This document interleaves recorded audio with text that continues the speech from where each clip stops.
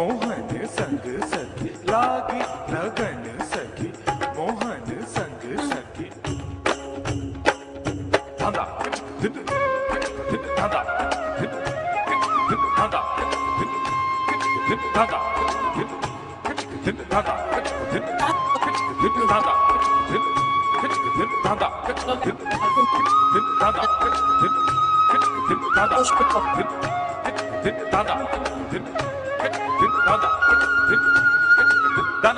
धांधा धांधा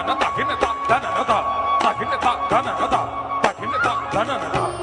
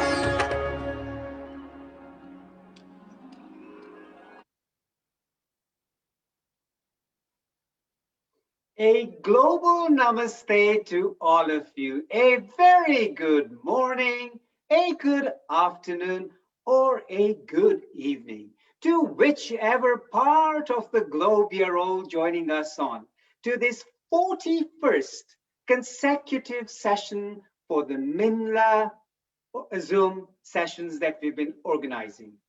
MINLA is Meena and Lalit, Meena Khagram, Lalit Soda. We started these Zoom sessions at the beginning of April in 2020 during the lockdown due to the COVID pandemic. Our main mission was to spread love, happiness, and peace around the globe under the circumstances of the pandemic where people were unable to go out. We were all locked down. We all wanted some stimulation, some positive inspiration, motivation.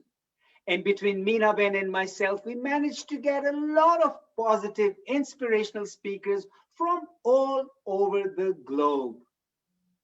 Today, MINLA is truly delighted in collaborating with the Anupam mission. In fact, we had the founder member, or the, as we would call him, Pujya Sahibji of the Anupam mission, who also was a great inspirational, motivational speaker on the MINLA Zoom session. Today, we are truly delighted to be collaborating with Anupam Mission on this very special occasion in conversing with a super celebrity. His name is Mr. Vartan Melkonian, a gentleman you really want to know about. We want to hear this outstanding story, a true story of Mr. Vartan, from an orphan on the streets to the topmost conductor at the Royal Philharmonic Orchestra, really renowned globally for the work he has done. So, ladies and gentlemen, today's session is going to be an inspirational, motivational one, listening to the story of Mr. Vartan Melkonian. Ladies and gentlemen, I also encourage you to send some questions on the chat box if you have logged in with us on Zoom. If you are on Facebook, which is a global platform where people are joining also, do send us some questions. We will certainly entertain them. Without taking a lot of your time, we want to move this session forward, and this session doesn't move forward till our super lady, all the way from Nakuru, a small flamingo town in the country of Kenya. That is where this lovely lady dressed in pink resides and conducts the Zoom sessions from there. Age is not a limit. This woman, in her good 75 plus years, is zooming around the globe and inspiring and motivating people to do the same. Do not get locked down. Enjoy the lockdown. Make it a big lockdown so that you can actually expand yourself in lockdown. This is one opportunity, she says, she has been given, so she is going to fulfill that. Now, without too much of an introduction to our lovely Meena Ben, I would like Meena Ben to traditionally welcome our guest speaker, Mr. Vartan Melkonian. Meena Ben, the floor is yours.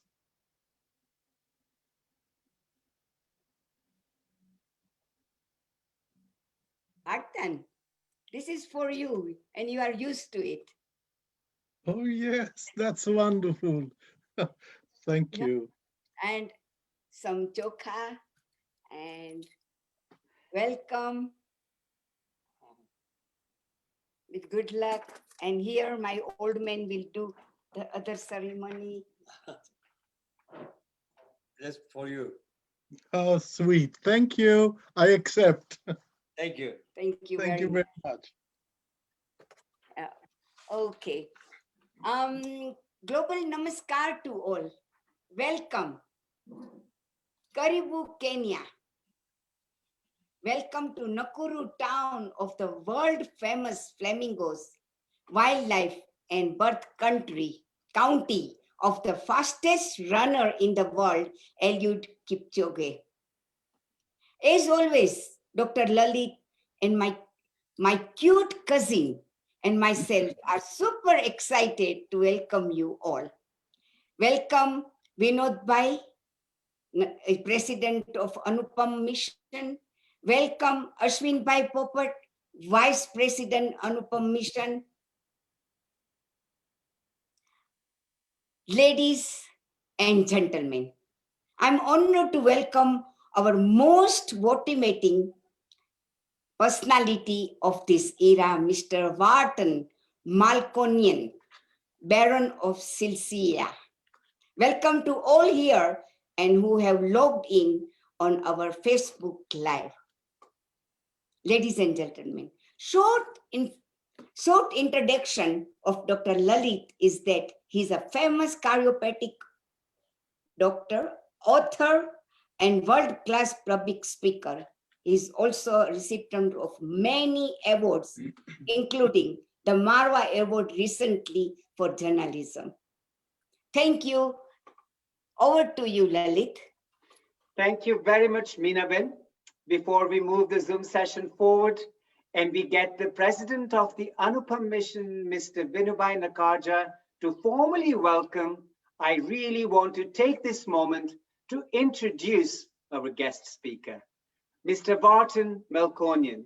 He was brought up in the early 50s as an orphan in the Bird's Nest Orphanage in Lebanon until the age of 8. He then lived rough in the slums of Beirut, scrounging the streets of the city. Who could have imagined the street slug, as Vartan used to be called, in the gutters, with a severe speech impediment, would grow up to become a conductor of classical music, conducting the Royal Philharmonic Orchestra, the London Symphony Orchestra, the Philharmonia, and the London Philharmonic Orchestra, and other similar orchestras in London's most famous halls across the globe. He has no formal education or any musical training.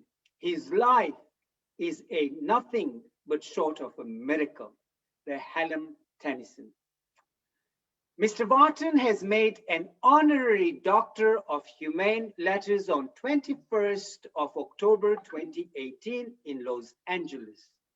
He was made a Baron of Silesia on the 19th of November 2015, and he was ornamented with the title of Sir in 1995. He is also a motivational speaker. He speaks at international events, gala dinners, and important charity events in the presence of royalties, heads of states, dignitaries, businessmen and women. He has been a keynote speaker at the United Nations in Geneva, in Cambodia, Colombia, an all-party parliamentary group on the street children in the Houses of Commons, and in the Middle East and in the Gulf cities. How is it possible for someone like Mr. Vartan to undergo this remarkable transformation? The only person who can tell this story, this astonishing journey, is he himself. Ladies and gentlemen, that is the reason why we have him on our Zoom session and on social media platforms today all around the globe. Let me say a little bit about him. He was fleeing the start of the civil war in Lebanon as he arrived in the United Kingdom in 1972 and began work as a singer on the northern clubs. What happened to his speech impediment? He was undergoing a remarkable metamorphosis, and he knew that. His singing voice soon won him a place on TV's New Faces. When he was asked about the symphonic poem, the Drake Passage, which the Royal Philharmonic Orchestra recorded at the Abbey Road Studios on 14th of April 2015, with him conducting, he said, "I would hope to start a post-atonal Renaissance era for the listener of elegant music."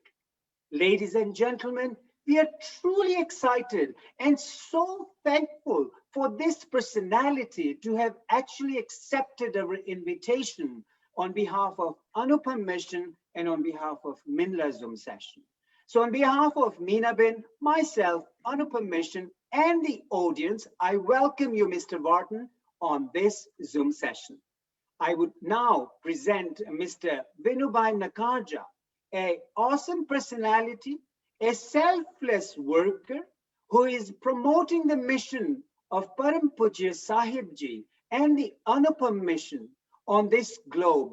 Being the president of the London part of the Anupam Mission, Mr. Vinubhai Nakarja has taken some time today to come on this show and to formally welcome Mr. Vartan on behalf of the Anupam Mission. Jai Swaminarayan Vinubhai, and welcome to the MINLA Zoom session. Vinubhai Nakarja. Meenabin, if you can please highlight Minubhai and not Bharatbhai Nakarja, please. Meenabin. Mr. Vinubhai Nakarja is the one who is going to be giving the speech, and if you can unmute him too. Is he logged in as a Bharat Nakarja? He's logged in as Vinod's iPad. Oh, okay. Remove this one. Yeah, Sorry, I'm Bharat Nakarja. Bharatbhai. My apology. That's Yeah. okay. No worries at all, Bharatbhai. Nice to see you too. Sorry, Meenabin, it is Vinod's iPad, please. Yeah, okay, fine, done. Thank you. Thank you. There you go. Hello, good afternoon. Jai Swaminarayan, Jai Shri Krishna to everybody. It's my pleasure, Lalit Bhai and Puja Meenabin, for you to welcome us today onto this Zoom session. I am the president of Anupam Mission, and on behalf of Anupam Mission UK and all over the world, I would like to welcome Vartan Melkonian, who has been a part of Anupam Mission for last 3 to 4 years. Vartan, as mentioned by Dr. Soda, he's really a wonderful person who's come up from nothing today to what he is. And he's really devoted a lot of his time for people and organizations like Anupam Mission UK. Vartan, when he met us first time, when he came to mission about 3.5 years ago, he was very much interested in what Anupam Mission does.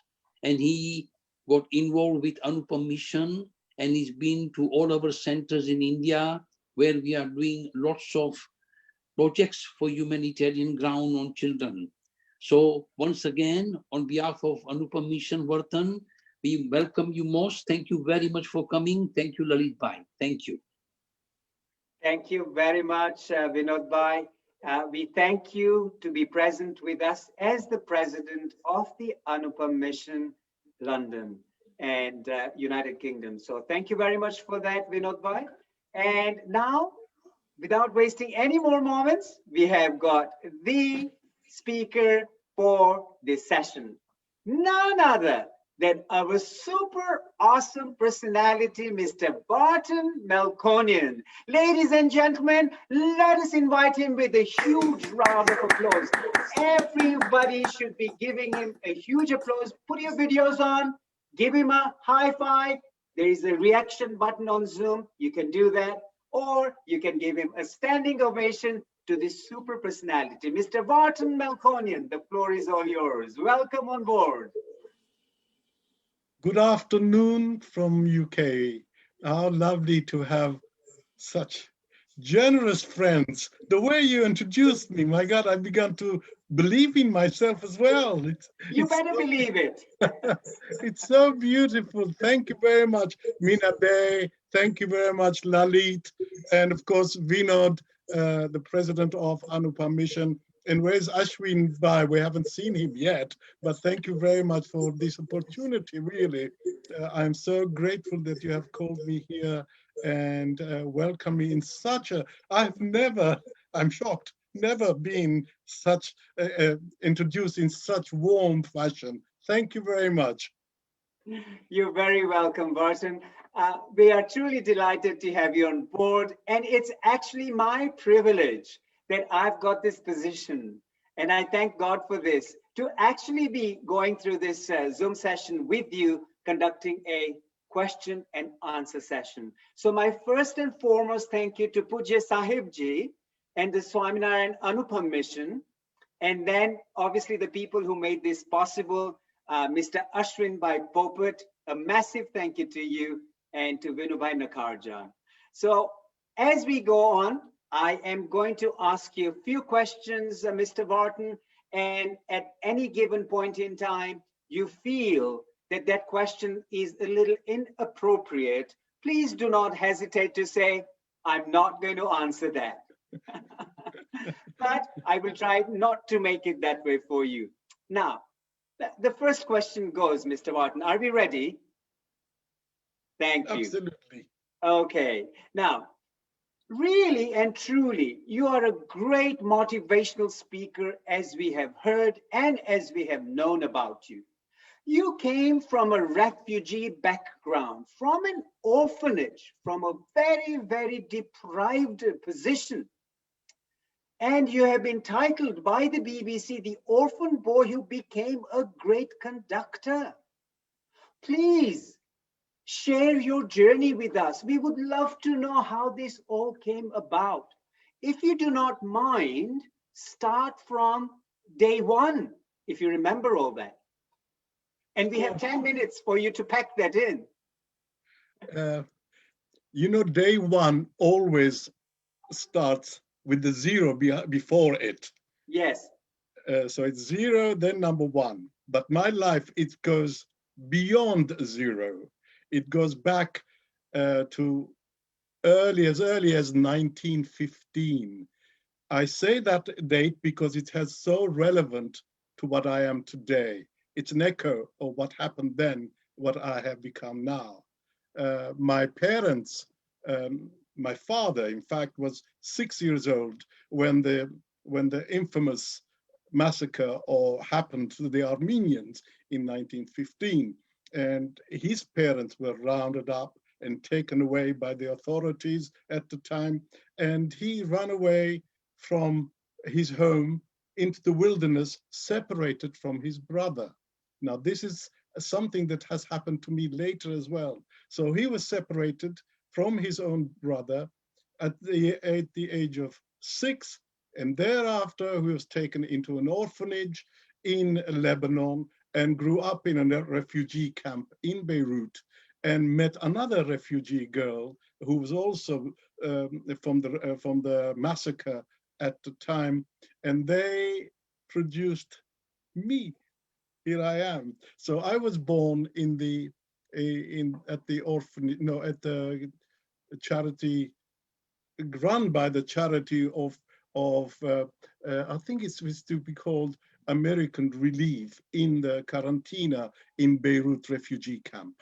But sadly, my mother passed away when I was, I don't know what age, because I was very little. And I say I don't know what age because I don't have a birth certificate. So she passed away. I know nothing about her except this little dream in me images, foggy images. So I was then, she passed away because of diseases and whatever this refugee went through.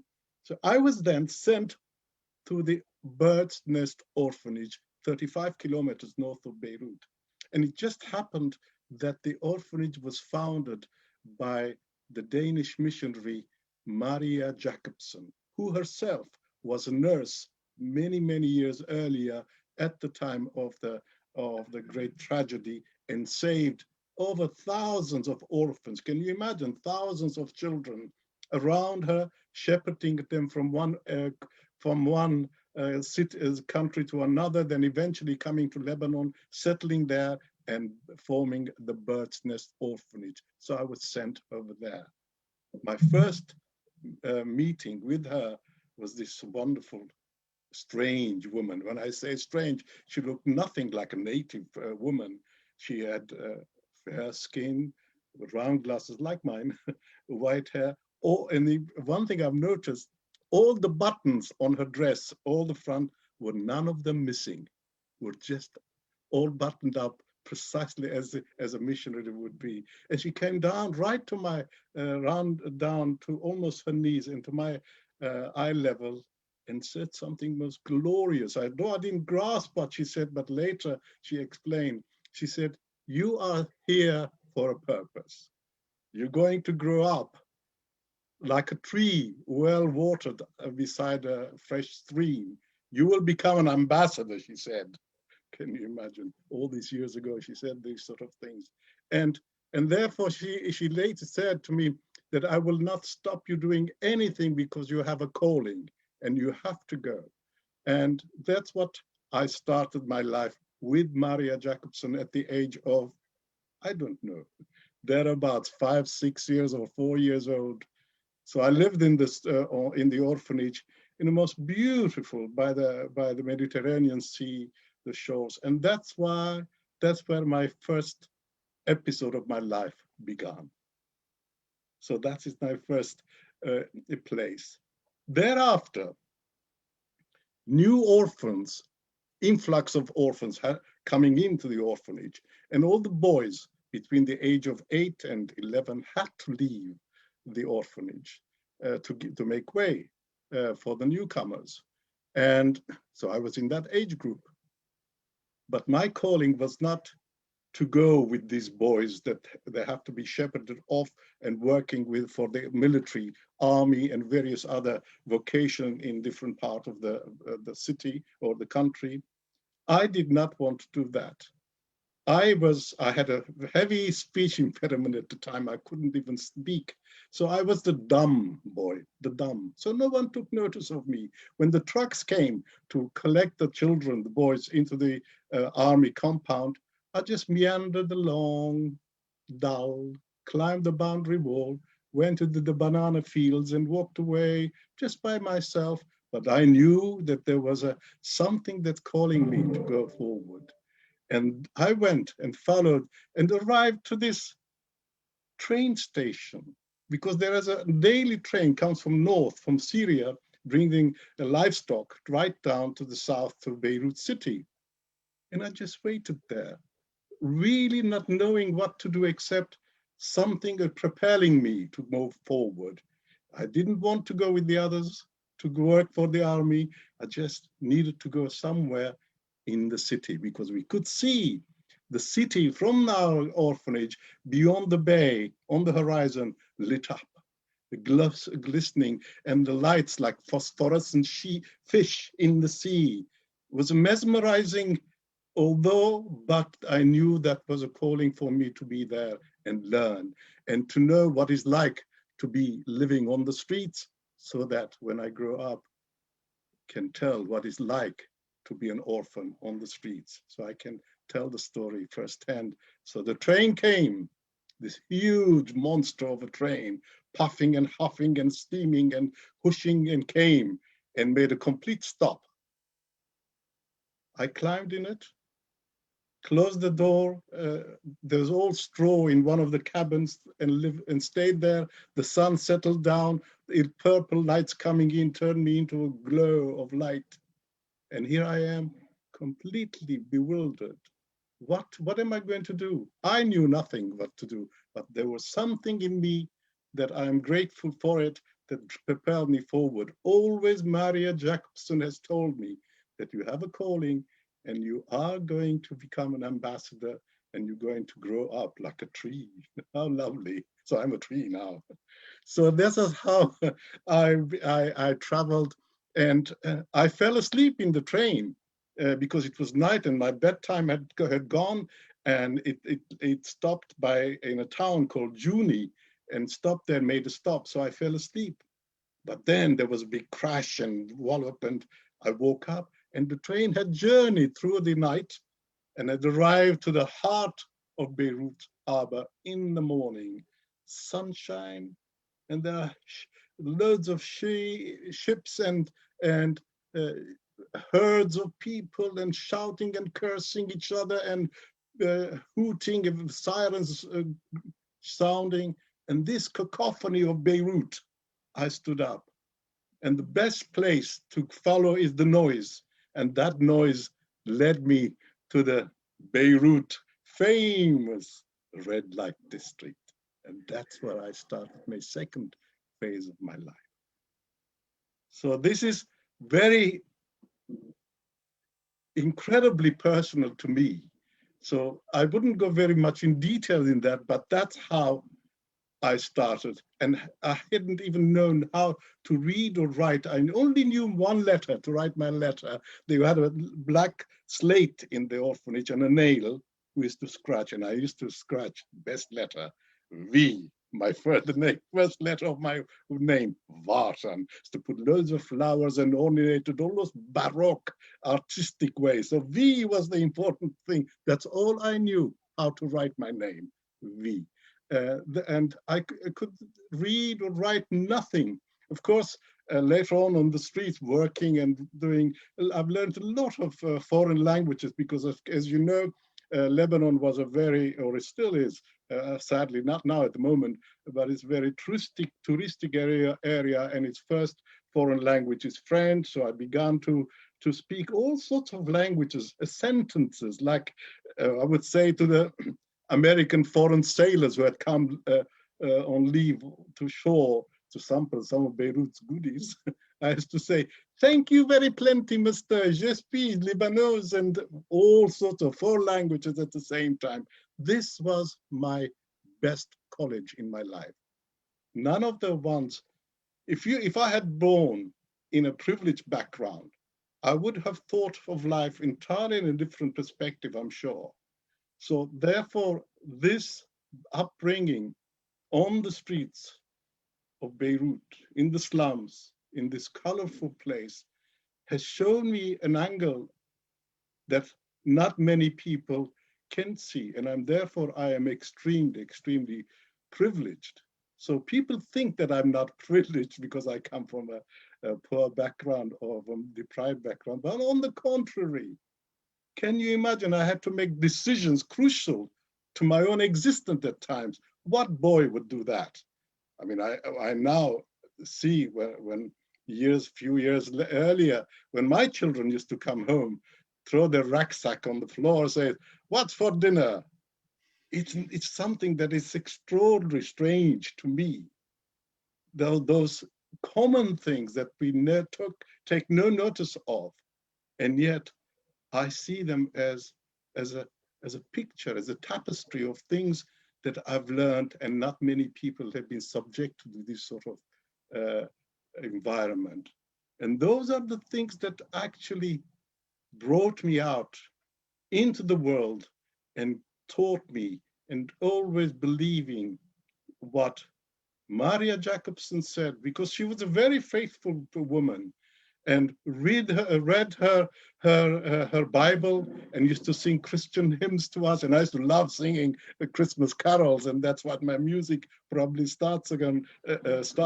I used to invent harmonies and sing them. But those are the ones that held me in my footsteps strongly. And because I used to go every weekend back to the orphanage and visit her, have my shower bath, and she used to cook. And she used to say, "You not worry. When you're walking on that urine-saturated alleyways, the angels will envelop you with their wings, lift you off the ground so your feet would not be hurt." She used to say that. And indeed, whatever happened to me, it was external pain, not internal. Absolutely beautiful and peace in my heart, and lived in that way. And a peaceful and joyful life. Although I fell ill and broke my leg and all sorts of external pain, but the internal one is always blessed, and it's beautiful. I hope I have not exceeded my 10 minutes. Not a problem, not a problem. This is awesome to hear. The internal, you kept it very, very smooth and calm. No matter what the exterior did, you kept very calm, very strong, very focused. And that is so true about all the inspirational, motivational people. You maintain that stability within yourself. But you know what is so interesting is, I have a couple questions already while you were talking, was what exactly was your speech impediment, and how did you overcome that? Because that is a very crucial thing for you to actually have in the position you are in. How did you overcome that? Well, I think, well, I believe what my speech impediment was, that I would not speak, just listen, not waffle along and interrupt people and when they're speaking. No, just silently listen. And that's what I did most of my life. In that age, I listened. I didn't speak. But now nobody can stop me. I just go on chattering. But at the time in my teenage life, there was something within me that kept me mute, so that I don't speak and listen and filter out those things irrelevant and envelop those things that are worthy for human life, so that I can contribute in my own way to the betterment of human life and society. And that I have done from first-hand experience. So when I began to move into the music, and this is how it's wonderful, the way I started the music. Can you imagine street boys, bring them together, have oil can and sardine can and all sorts of things with the stone, and banging on them and humming songs for the sailors who had come ashore to going and entertain them. And what we used to hum was Christian hymns, Christmas hymns. Can you imagine those sailors bewildered? Those guys on the streets are singing hymns with harmonies. I used to teach them harmonies. And that's what I began my music, inner music, trained. And you know, the orphanage, Maria Jacobson, had purchased a land on the eastern mountain of the orphanage, so that we summer over there. And it was it's called Terzaya village. It's a little platform on which the orphanage sits in the summer. And above that, there's a mountain goes up, steep, and on top of the steeple there, there's a little stone room where a saint used to live, or a monk, 200 years ago before, Saint Marcharbel. He used to live there. And whenever people lost me, they know where I am. I'm up there. I have clambered like a rabbit up in there and sit. And that was something extraordinary what I experienced there. Sitting there up there, looking down in south, right down to the city of Beirut, almost visible at the edge of the world, so to speak, and the sun is right descending. And when it descends, the whole universe opens up. I used to listen, see if I could hear the sound of the earth scraping against the universe. And that sound, I used to try to imagine and sing it. And I've created the note of that. Hardly knew what it was. Years later, when I became professional, I realized that note actually is the traditional or the standard note through which all the musicians tune their instruments. It's 440 cycle, letter A. And that's what I heard. So these are the phenomenons which affected me and became what I became a musician in my own right. But those are the schools and the universe and the universities and the conservatoires, much, much richer than the ones that exist out there. But sadly, I know a lot of things up there, very complicated and very impressive stuff. I know a lot of things down there, which are mundane stuff. But in the middle, I know nothing about the middle. The ordinary things, I get lost. So many things I missed out when I was on the streets and I was dumb and mute. So when my music started in me, that's when I began to speak better and started opening and started negotiating and understanding and debate certain aspects of things that I needed to say. I began to express. Nothing more important to be able to express yourself eloquently and clearly. I still don't know, I still waffle along, but those are the essential things. And I do suffer from that, from the academic background, from the academic studies that I have not had. So therefore I do waffle, as I say it. That's brilliant. I mean, this is just so truly amazing how you made an adversity into a very strong and a very powerful opportunity in your life. And this is the proof of it. So every adversity comes with an opportunity if you got your mind straight with it. And this absolutely proves it with yourself, Mr. Vartan. I'm going to move on to the next question. Now, your name, very interesting, Vartan, or as Gujaratis would call it, Vartan. You are Mr. Vartan. How did you get your name? And you also alluded earlier that you do not have a birth certificate. Oh, come on. How can that be? Tell us about it. I will. Give me a second. I want to drink a cup of coffee. And look, this is for Mina. Hello, Mina. She is absolutely delighted with that pink sari. She is blushing. There you go. My name is Vartan. It is from my birth. And Vartan is actually a name of name of a very important saint in our Armenian calendar. He was in the 400 BC, 400 AD, was a field marshal for the Persian Empire. Then when the Armenia became the first Christian state to practice Christianity, he fought the Persian Empire, want to relinquish or not to follow the Zoroastrianism religion and become Christians. And he was shot and died in the battle. So the emperor said, this Vartan was one of my favorite knight, prince. And now that he believed in his faith so much that he was died for his faith, let us go all back, let the Armenian worship as they want.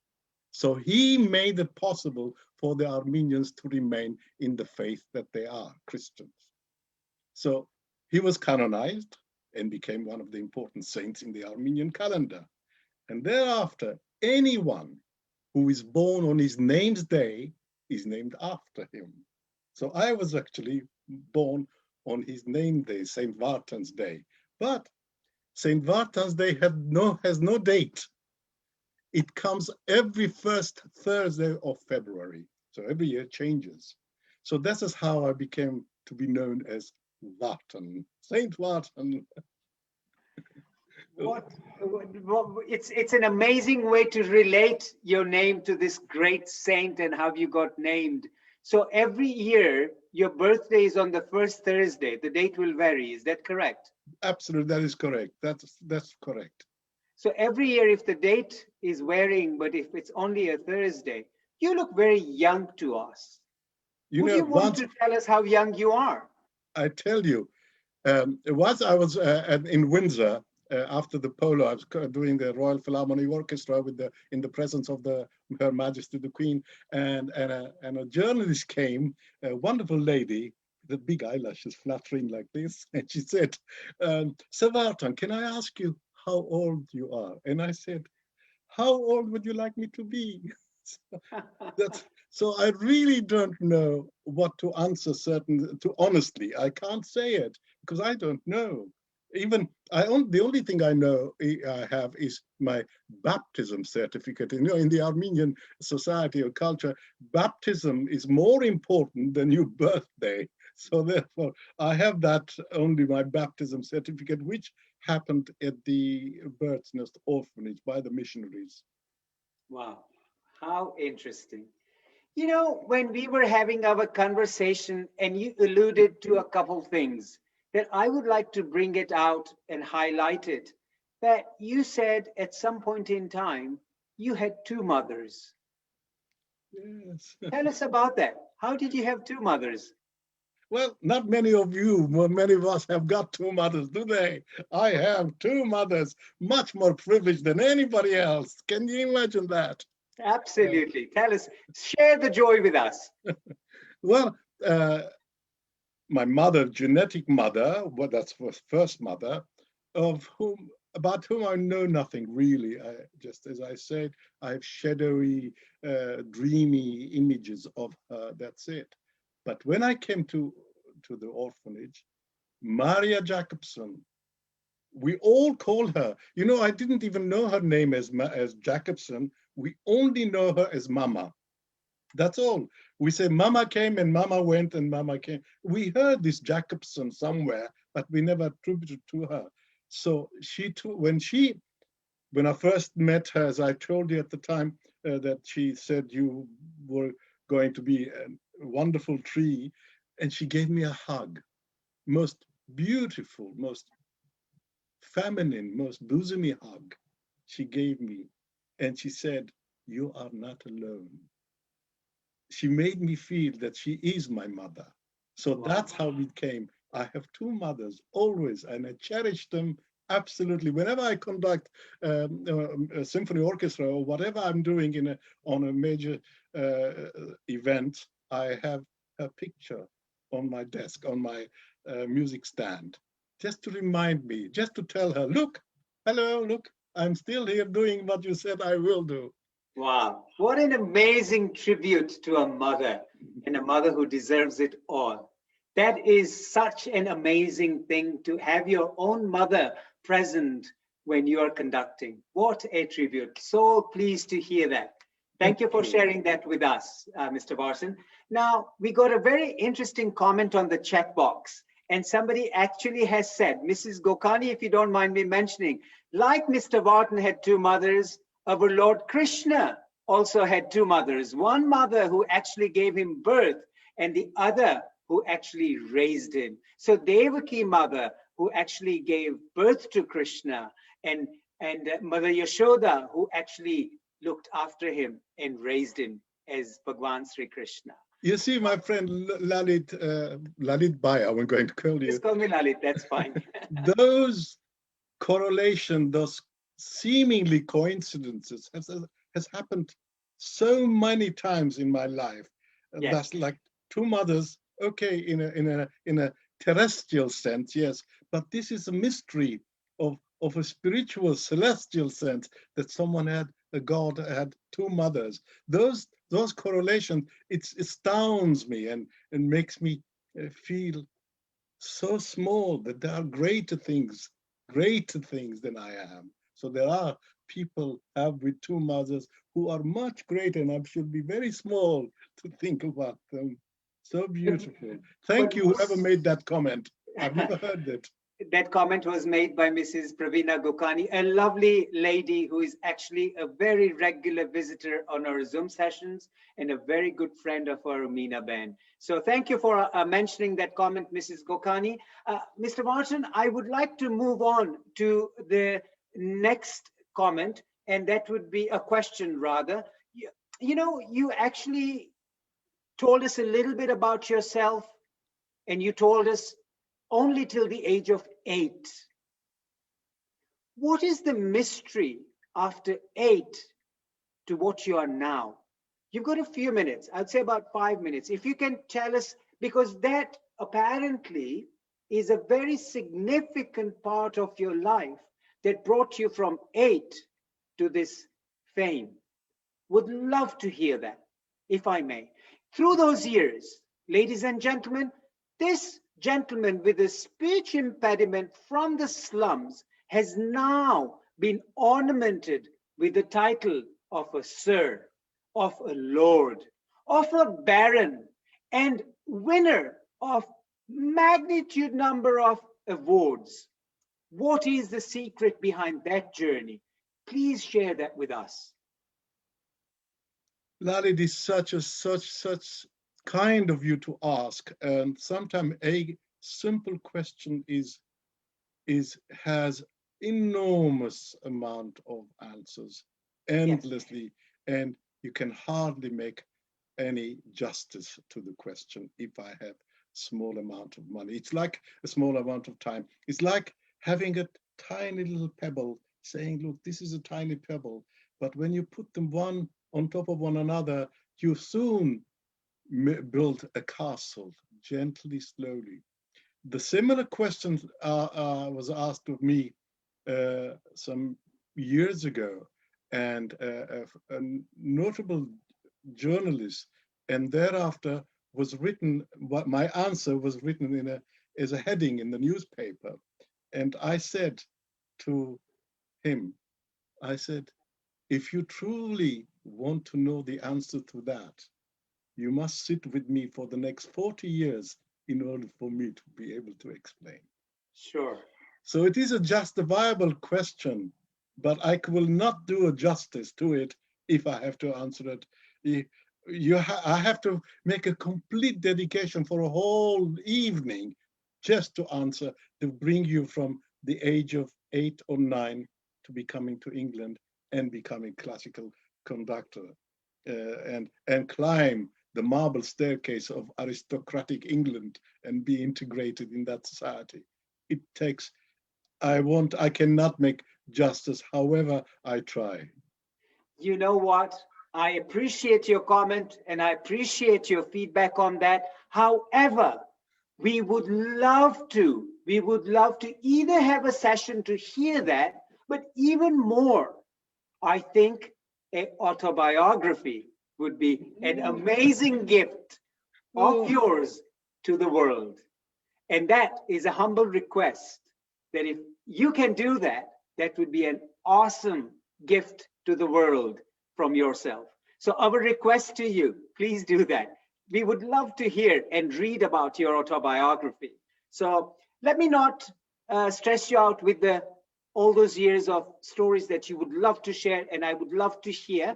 But if I may ask one question out of that, You climbed the ladders of aristocracy. That was super awesome. You got affiliated with the royal families. How did that come about, if you don't mind sharing that? No, no, of course not. It is well known and it was public when I first, I did a great deal of television directing myself in the arts, only not dramas, etc. So when there was a major earthquake and 15,000 orphans were in the Armenia this many years ago, and Prince Charles and Princess Diana came to a concert which we were holding, and I was directing. And this is the first time when we met with the royalty. And this is how we started. And I just been talking to them about where to sit, what to do. And thereafter, of course, we're conducting the Royal Philharmonic Orchestra and doing number of almost 20 years now, doing polo matches in Windsor by the courtesy of, I must mention, BMG Foundation. They host this place, the event, or also Maserati with Mohammed Amersi. They do the event of polo match, and I get involved in that in various different ways. And I meet, of course, the royalty there, and we spend time, sometimes private times, in the tent before then, and various other times. So we are relatively, I'm very privileged to become very close to them in this particular ways during the Royal Philharmonic. At one point, I must tell you this, I think it's Siren Sisters, I think it was the polo match, and Prince William and Prince Harry were playing against each other with different teams. And of course, Prince William's team won, and I was going to present to him a horse, a bronze horse, as a present. And they were all standing for a photo shoot. And I came and I was going to give it to Prince William, and Prince Harry said, "No, I'm taking it." And I said, "Whoa, what's you boys? Be careful."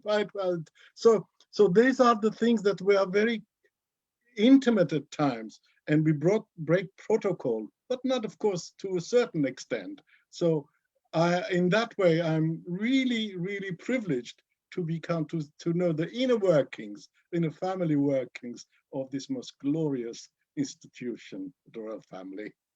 Absolutely, an amazing institution. Unfortunately, going through ups and downs within their own lives. But yes, an amazing institution to be affiliated with.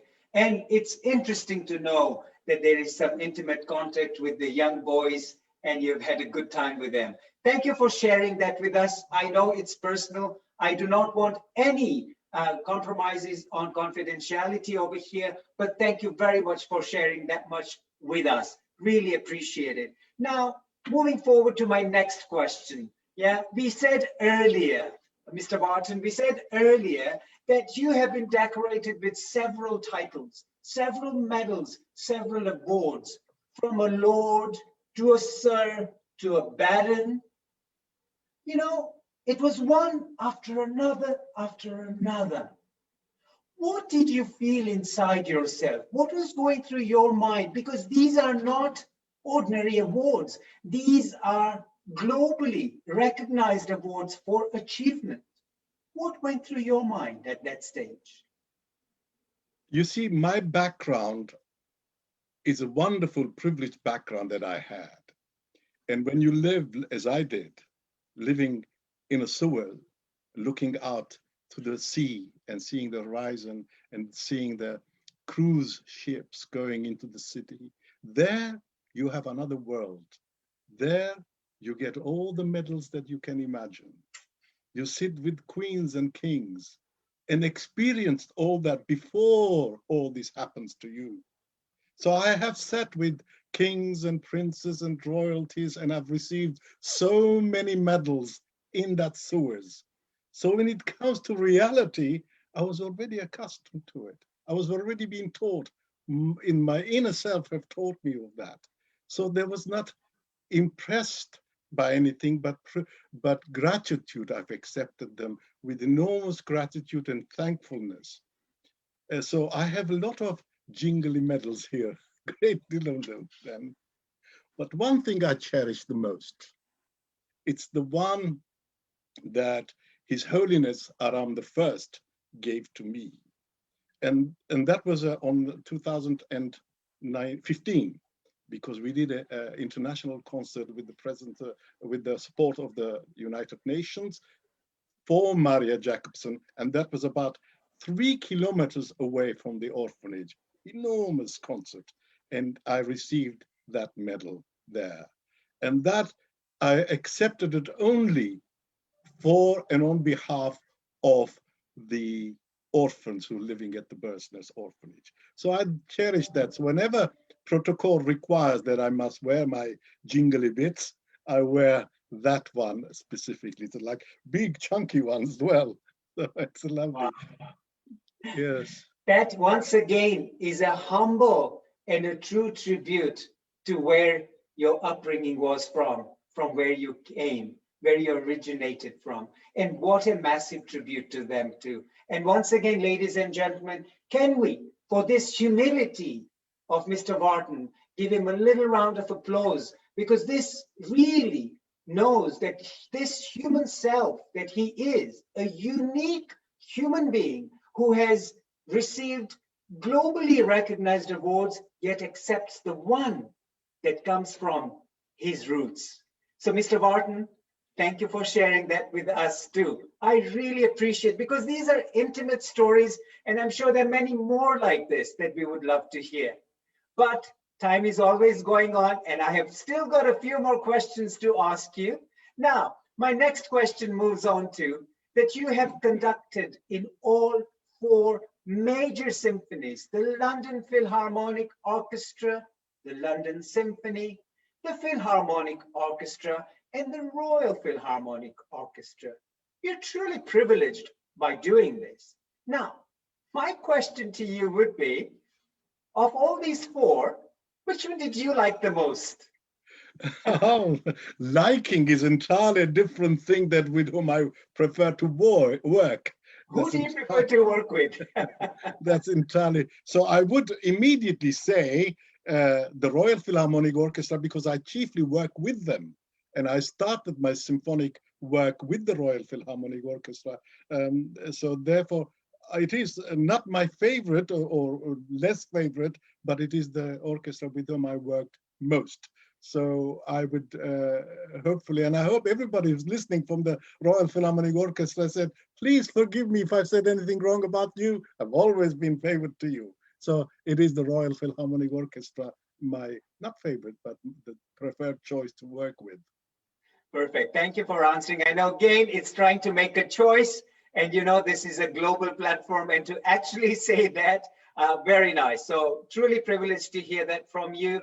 And also a quick question on any new projects that are lined up for yourself that are coming up post-lockdown, obviously.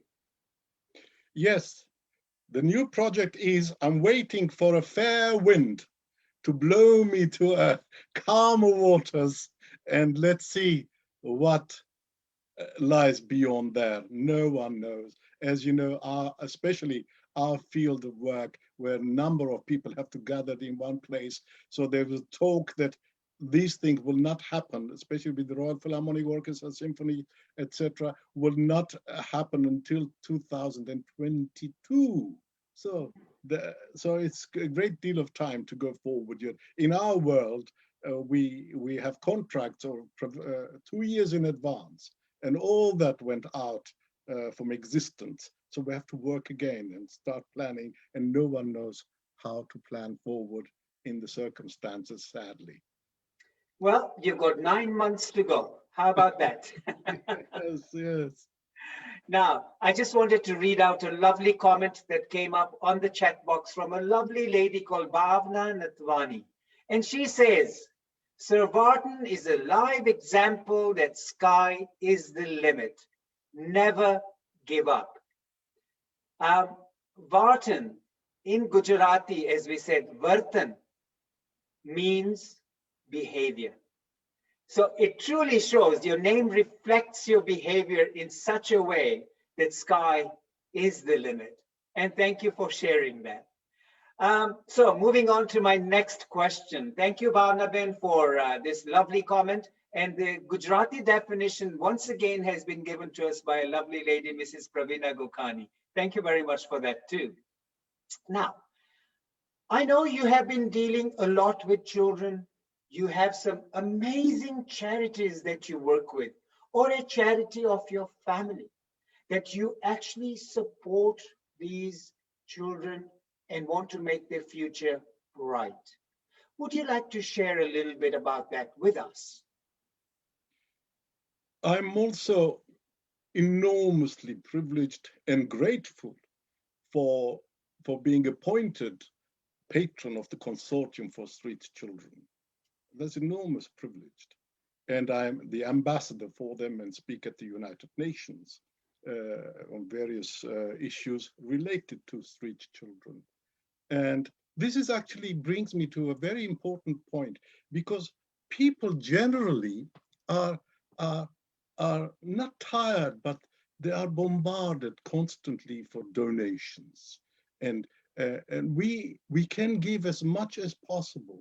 So we can't sustain that giving forever. So I created this particular, which I've told you about very briefly, created this particular program, which was originally thought and inspired at the United Nations almost a year ago, over a year ago in October 2019, and brought this Seva coin, which is an important aspect of having optimism, having hope, financial hope for you and your community. It's a way that you don't only donate and receive blessings, but you donate and receive financial benefit to you as well, which we all need to pay our petrol, our school fees. So this is how it came about because of my involvement in charitable work. This project came out, and it's called, I must repeat, I must tell you everybody, it's called Seva Coin. There is a website for it. I must advertise now, please. Yes. In fact, that is my next question to you, Mr. Vartan, about the Seva coin. You need to share that with us because it is an important introduction towards your charity, and an introduction to, obviously, for the public to gain some financial return in back, and also contributing towards the lovely charity that you have set up. So tell us about it. We would love to hear, and I'm sure the audience would love to hear about the Seva coin. You see, Seva coin is a very new development. It goes on digital currency, as one would hear the famous story of success of Bitcoin, for example. It started 7 years ago. No one took any notice of it. And it was people bought it for less than $1. But today, if you look at it in the stock market, you will see it's over £50,000 per each coin. So we developed Seva coin over a year period, because technically it's very demanding, and created it still on Ethereum blockchain. People may not understand it, but it's the same principle as the Bitcoin created. So we created this. But unlike Bitcoin, its aims and objectives entirely different.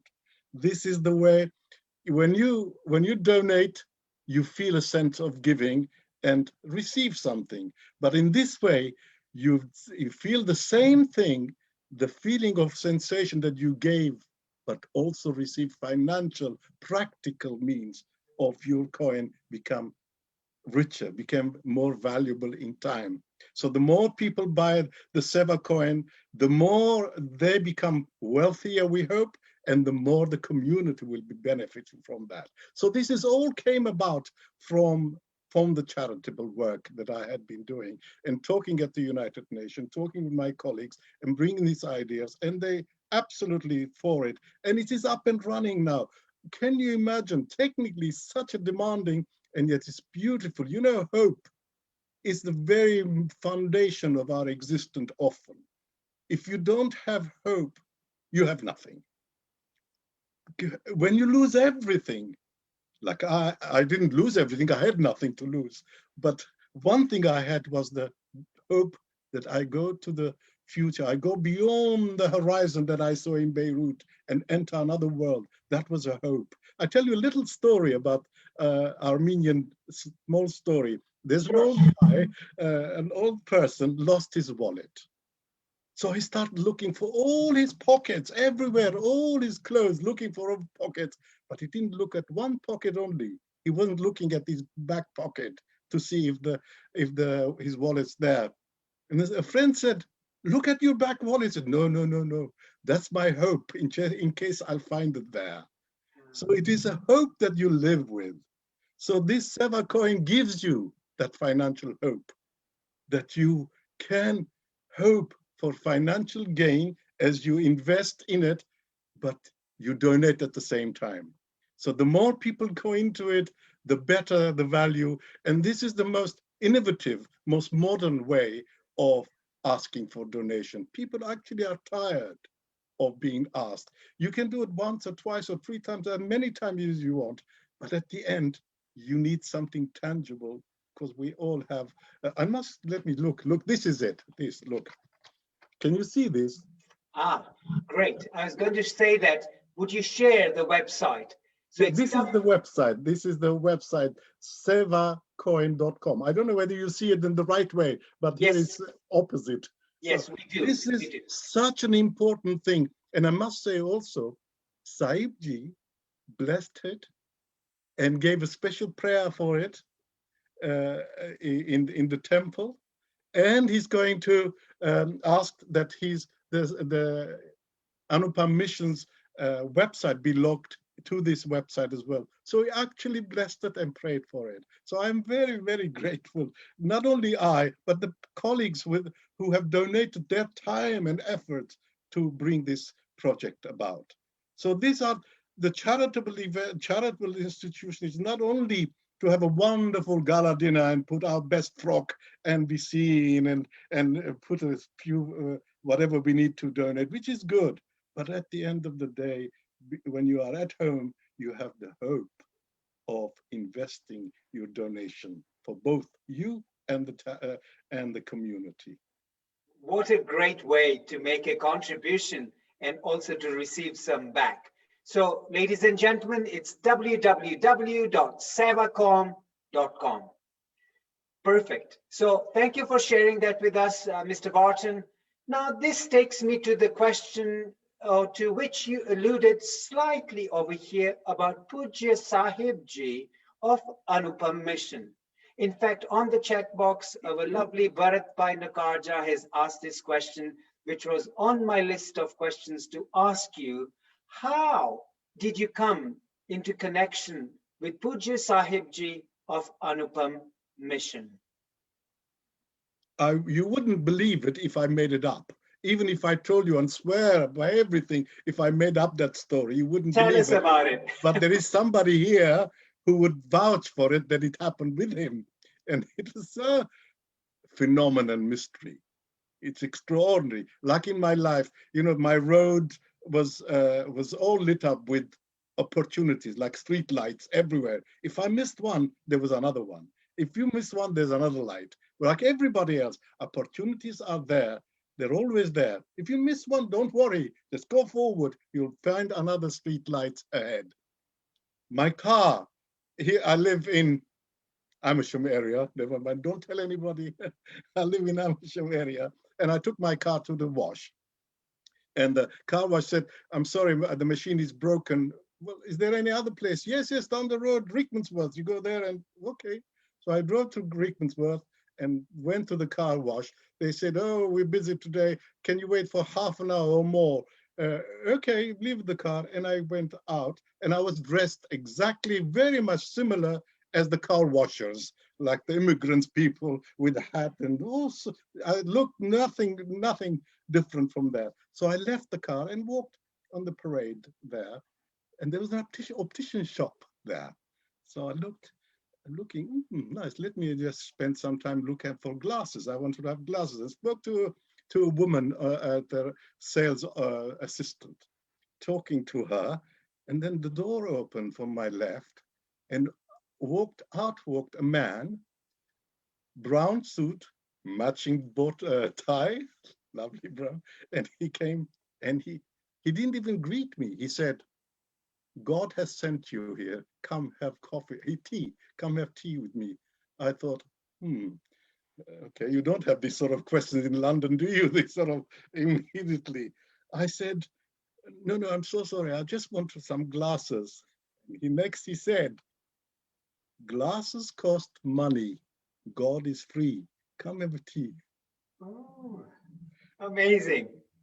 And that man was, or is, of course, not what at the time, is Ashwin Popat, who is actually with us here. Mr. Popat. So it was through him, he went and he introduced me to the works of Anupam Mission doing. And it was so extraordinary that I had already planned that very shortly I need to go to India, especially to Gujarat area. There he is, Ashwin. Is that, yes, Ashwin Popat. Are you awake, Ashwin? Yes, it's him. So through him, I went to Anupam Mission in Mogri, in Anand district, about 2 hours away from Ahmedabad. And I was supposed to go there 2 months later. See, because United Nations has not a permanent branch there for street children, and I was going to investigate anyway. And this came about. This is another coincidence how it came that I had to go and there and be integrated or understand the culture there and see what Anupam Mission doing. And this was an extraordinary mystery around it. That is so amazing. You never know who you meet, when you meet, and what the outcome is. So let me say one thing to you. As much as Ashwin Popat, Mr. Ashwin Bhai Popat, had made your journey and your meeting with Sahibji so possible, it was definitely Swaminarayan Bhagwan's wish for you to meet Pujya Sahibji, and Ashwin Bhai became a mediator, like he has become a mediator for today's Zoom session. So once again, while you're talking about our very respectful Mr. Ashwin Bhai Popat, who became the mediator, I want to also thank him that he's the mediator for today's Zoom session. So thank you so much for that. Thank you for sharing with us, Mr. Vartan. I have 2 more questions to ask. In fact, I have a few more, but I think time runs out. So I just want to ask you a couple more quick questions. First of all, at age 74, if you were to turn the clock back, would you do anything differently? Absolutely. You know, we all believe that we learn too late in our lives. We learn.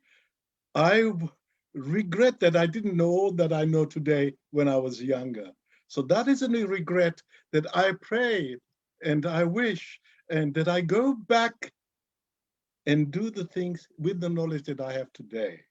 So that is a positive regret rather than negative. Everything has its positive sides of it. So my regrets are such a positive way that I wish I go back and do the things in the way I know today. Wow, that's absolutely a positive, definitely a positive regret.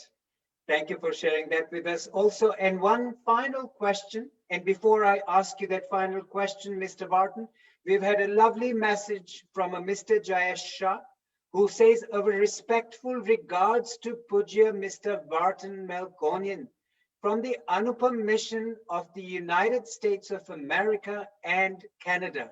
The trustees and the santos, meaning the monks, are sending you all the best wishes. I just wanted to share that with you. So thank you very much. Thank you very much, Jayesh Bhai, for sharing that message. Moving on to the last question. And here, we would love to hear if the audience were to ask you the top 3 tips that you would share with them to inspire them through this journey of life, what would those 3 tips be, Mr. Vartan? Think of nothing that has happened to you, think of it as failures. Because all these failures are the foundations of your success on which you build. If you have no failures, then you have not lived. The failures of life is actually the cornerstone of your future success in whatever you do. Just remain humble and modest. You'll be surprised what force there is in humility, what strength there are.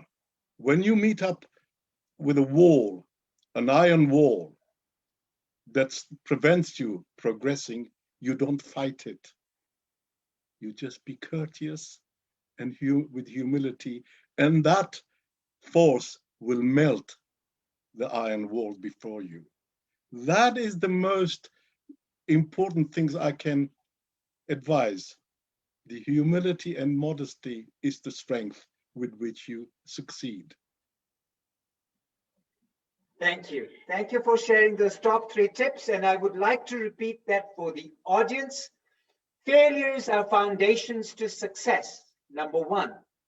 Number 2, remain humble. And number 3, remain modest, because that will break the iron wall to success. Thank you so much, Mr. Vartan. Thank you for sharing this most inspirational journey. We would love to hear more. We want to see the autobiography coming up. Please take the effort to do that. And this is what will be your gift to the world. And I think it's a must. So once again, we are truly privileged to have had you, a unique soul, with us on our Zoom session. We move forward to the next section of our Zoom session, which is our very famous MINLA Zoom session rapid fire round. Wow, frightening. It's really frightening. Rapid fire. Oh. I'll try to make it as fast and as flowing as we can. These are some 20 odd questions that I'm going to ask you very quickly, and we'll have a short, quick response to those questions. Are we ready to play the game, Mr. Vartan? I'll try. I am ready. Okay, so welcome on board to this MINLA Zoom session with Mr. Vartan Melkonian rapid fire round. Number 1, Maria Jacobson. She is still alive, although physically she left us into Ashkardam, is it place? But she is still here with me every day, and her words do inspire me and lights my path in the darkness. Thank you. The Armenian saint Vartan. Well, he was a field marshal. He fought for his belief because Christianity was a new religion, but the key point is he fought for the beliefs. He fought for the beliefs, yeah. So we make the answer short and sweet. He fought for the belief. His belief, yes. Yeah. The Bird's Nest Orphanage is the next question. Everyone has got a home, and that is my only home on earth. Thank you. Pujya Sahibji of Anupam Mission. I can only describe him in a very small episode. I was being driven from Mogri to Ahmedabad to take a plane to London, and it was 3 o'clock in the morning, 3 o'clock, and he phoned the driver to say, "Are you on the way taking Vartan to the airport?" Can you imagine that concern, that conscientiousness describes the whole universe of what he is? Ah, thank you for that. The Royal Philharmonic Orchestra. For me, it's the elegance of classical repertoire, the Beethoven, Mozart, and all that will timeless. Thank you. Mahant Swami of BAPS, which is the Bochasan Vasi Akshar Purushottam Swaminarayan Sanstha. Yes, I met him in person in Surat, and he said something most glorious. Like Sahibji, he said, I had lived, according to him, lived with Yogiji Maharaj in previous life. So did Sahibji said so. So that was something touched me so deeply because there was some truth in that. Thank you. The COVID-19 pandemic. When you are low on the beach and looking ahead of you, you see this wave of tsunami coming to you. But if you elevate yourself, stand high, you will see ahead of you calm waters. That's what will happen. Thank you. Wonderful explanation. One thing you did the most during lockdown. What I did most during the lockdown is hoping that not many, especially the children at the orphanage, are not suffering as much as everybody else, because in Lebanon it's a very dire strait there. That was my preoccupation, and have managed various different things, but that is the orphanage in my mind. Sure. We'll keep the answers to the questions very short, very quick, because we have a few questions to finish off in the next 3 minutes. Next question, spirituality. You know, like Sodom and Gomorrah in the Bible, when something goes beyond your control, become polluted, and something has to come forward and cleanse this. So this is where we are now. Brilliant. Your motto of life. Honesty, decency, love, and dedication. Thank you. Your memoir or an autobiography in process, yes or no? Someone inspired me recently, and his name is Lalit. Thank you. Well, my next question is, and this is not me as the answer, who inspires you? The whole community as a unit, the whole existence as a creation is the inspiration for me. Thank you. Your favorite royal family member? The royal family is an institution. It's a symbol of heritage and culture and continuity. That is my favorite, is the principle, what it represents. Okay, music. Music, that is, it's my breath, my terrestrial life. That's what I live for. Thank you. The vaccination for COVID-19, yes or no? Thumb up. Yes, indeed. Thank you. Your goal of life at this moment in time, a short statement. This is what I'm waiting for, a fair wind, as I say, to propel me into the calmer waters from this turbulent sea at the moment. Thank you. Any venue you absolutely want to conduct at the venue that you may not have done it as yet? Yes, that is definite. I did one of the most biggest one, the Royal Albert Hall and all that. One venue I miss to play my music symphony is the grounds of the Bird's Nest Orphanage. That's the place. Wow. And we are all going there with you. Absolutely. Perfect. Now the next one, social media, good or bad? Like everything else, it has its absolute positive output, and it can also create a negative side. Like everything else, every action has its equal and opposite reaction. It's a choice you will make. Thank you. The Seva coin. Seva coin is it's a hope. It's a hope for you, for the hope of financial benefit for you and the community. Thank you. The next one, chiropractic. Higher practice. I know somebody. We must all go. Listen, I want to tell you, I've got a pain in my leg. Can I come and see you one day? Anytime. Okay, now this is the one you have to answer. Wow. And answer honestly and truly. The name is Mr. Ashwin Popat. Ashwin Popat. I seem to know him since long before I was born. We embraced one another so intimately when we first met. I told you how I met him. And from now on, the moment I see his name flashing on my mobile, my heart pops up with joy. Ah, lovely. And last but not the least, Dr. Lalit Soda's rapid fire round. Ooh, frightening. I wouldn't like to sit against that again, but it's wonderful. You've done so well, Lalit. Well, you've done very well. You've done very well. Thank you for those honest and true answers. Thank you very much, Mr. Vartan. Really, really appreciate. And today, let me tell you one thing. A huge bow down to you for your humility, your modesty. And can I say one thing to you, Mr. Vartan? Today, we pay salute to the mother and the father who brought you on this earth to have an individual like you so strongly associated with Anupam Mission and with the Royal Philharmonic Orchestra. That mother and that father who had done some amazing great karma to bring you on this earth, to them we pay our humble obeisances for giving us a son like yourself.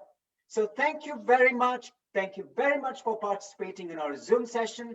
And now what I would like to do is protocol dictates that the Anupam Mission, the trustee of the Anupam Mission, the vice president of the Anupam Mission, none other than the person who makes your heart throb when his call comes through, Mr. Ashwin Popat, a selfless human being who actually dedicates his life also to Anupam Mission and to Pujya Sahibji's mission, just like Vinod Bhai Nakarja, just like Satish Bhai, who is Satish Bhai Chatwani. They're all heading the mission of Pujya Sahibji. And we have this Ashwin Bhai Popat who is doing the same. So I would request the Vice President, the trustee of Anupam Mission, to say a few words, vote of thanks to our guest speaker, Mr. Vartan Melkonian. Ashwin Bhai Popat. Hi, Jai Swaminarayan, Jai Sri Krishna. Amazing, amazing, amazing, truly. I must thank MINLA and for, sort of the whole team, really, for trying to organize such a lovely program and for giving Vartan the platform to try and share his journey. And in fact, as you know, behind every gentleman, there's always a woman who is propagating his success. And for you, Lalit, Meena Ben is that lady. Absolutely, absolutely. I also want to thank Vartan, really. He's a very busy gentleman.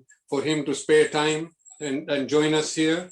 Also, thank you to Vinubhai, also for coming on to the program. And of course, Lalit Bhai, you and Meena Ben and Ramesh Bhai as well, for trying to bring all this into Zoom. I'd also like to say that since Vartan came to my practice, I've given him glasses and changed his vision and his journey to Swaminarayan. So it's unusual for a gentleman to be born Arab, be brought up by Catholic, and then in the end turn Swaminarayan. He didn't know anything about Swaminarayan. He didn't know anything about the religion. And as yet, he's now preaching and living Swaminarayan. And he's met the topmost gurus, Man Swami and Sahibji. And like you mentioned, Sahibji was on your program, and he did explain his journey and the mission, what the mission does. Now, I also want to add a few things which you haven't mentioned and Vartan hasn't mentioned, that he is a multi-talented gentleman, and his love, second love, is painting and art. He's painted Lady Diana and lots of other royal families. He's done a lot of artwork. And when he came with me to mission in India, he suggested that he do a portrait of Parampujya Sahibji. And he made 3-4 trips to India to finish the lifestyle portrait of Sahibji. Secondly, it's fantastic, really. And you know, his portrait of Lady Diana was sold for £750,000. Wow. So I'm not joking. Now, he is multi-talented. He also loves sports. He plays tennis. He goes jogging every day, right? And he also does polo, and he goes to Switzerland to do skiing. So he's a sports athletic person. That's why he's so fit. Third love of his is cooking. Fantastic cook. One of these days, he might even get a Michelin star. But I've got to try his food first. Mr. Vartan, I should have interviewed Mr. Poppet, not you, before the Zoom session. I would have found out much more about you. Exactly. You should have met me first. I have a better opinion, better option. I'll have him as my agent. Also, the good thing is that, you know, from the Armenian religious leader, His Highness Aram I, he's appointed him as the ambassador. And last year, in 99, Sahib, Ashwinbhai and Anupam Trust Committee also appointed Vartan as the ambassador for Anupam mission. So he's carrying lots of you know, ambassadorial duties besides being the ambassador for the street children and the railway children. And he's traveling really relentlessly. And I think he's got more air miles than some of the pilots that I know of. Oh, lovely. And while I'm on the subject, please, I'd like to say to everybody, Anupam Mission Mandir is now open. We are open for visitors from 10 to 12, and in the afternoon from 4 to 6. Also, we're doing lots and lots of charitable projects, which include education and cancer awareness, and also health camps. So we're doing cataract camps, and we've got a mobile van which goes from town to town, and a doctor and nurses treat everybody for free. And if anybody wants to help Anupam Mission financially, they can donate, or if they've got any skill sets, which they can come and join us. We're looking for volunteers who can really make this Earth, you know, Earth a better planet, a more humanitarian planet. So we help the needy, especially like Vartan's doing.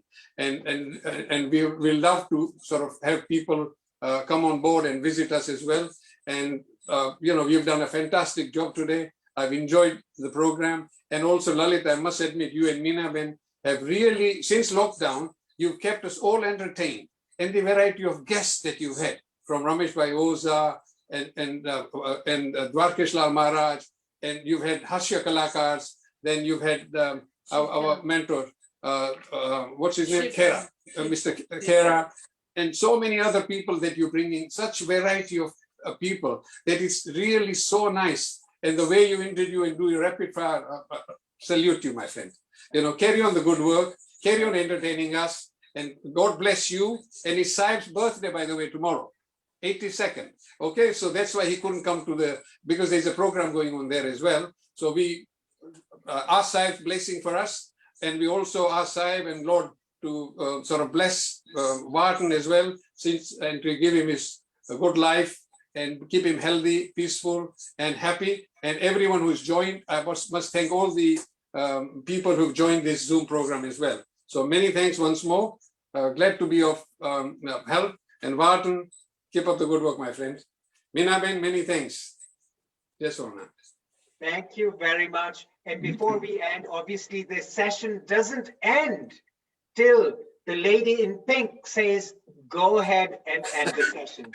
She is going to come and give the final word to Anupam Mission, to our guest speaker, and to our lovely audience who's joined on. And before I take off from the platform, I wish you all the very best. And I wish Pujya Sahib Ji, please send this message one way or another. A very happy birthday. And Param Pujya Sahib Ji, apna charanon ma koti koti dandavat, apne janam din ni khub khub shubhkamnaएं. Thank you very much. Over to you, Meena Ben. Thank you. First of all, everybody, Holi hai. Oh, lovely. Happy Holi for tomorrow. Thank you. Ladies and gentlemen, this is my most humble duty.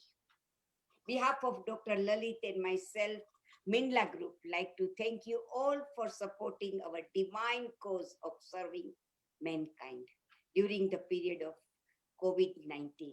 Our biggest thank you to Anupam Mission, President Vinod Bhai, Nakaraja, Ashwin Bhai Popat, Vice President of Anupam, and my highest thank you to my dearest friend, Vartan, as we say in Gujarati. We are going to be friends forever.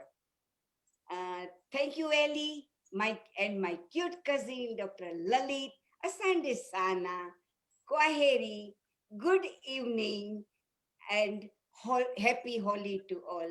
Jai Swami Narayan. Jai Swaminarayan. Ali, come on the screen, please. Ali. Ladies and gentlemen, thank you so much. Keep us entertained. Join our Zoom sessions. We have an amazing array of speakers coming on board. We have the topmost journalist from the top film industry in Bollywood, Mr. Sandeep Marwa, who's going to be joining us. We also have, in the forthcoming future, a gentleman who's going to talk to us about inheritance tax. This is where all you have made a lot of money. You've got to invest in Seva Coin, and you also got to save some inheritance tax. So guys, join us, listen to this. The posters will be widely circulated. And from that, from MINLA, from Meena Ben, Ali, and myself, have a lovely evening. We'll open it up to all the audience. Whoever wants to come and say hello to our super guest speaker, you may do so. We're going to unmute everybody. Meena Ben, would you be able to do that, please? Yes. Thank you. Thank you, Mr. Vartan. What a pleasure. Jai Swaminarayan to you. Jai Swaminarayan, Jai Shri Krishna. Jai Sri Krishna. Yes.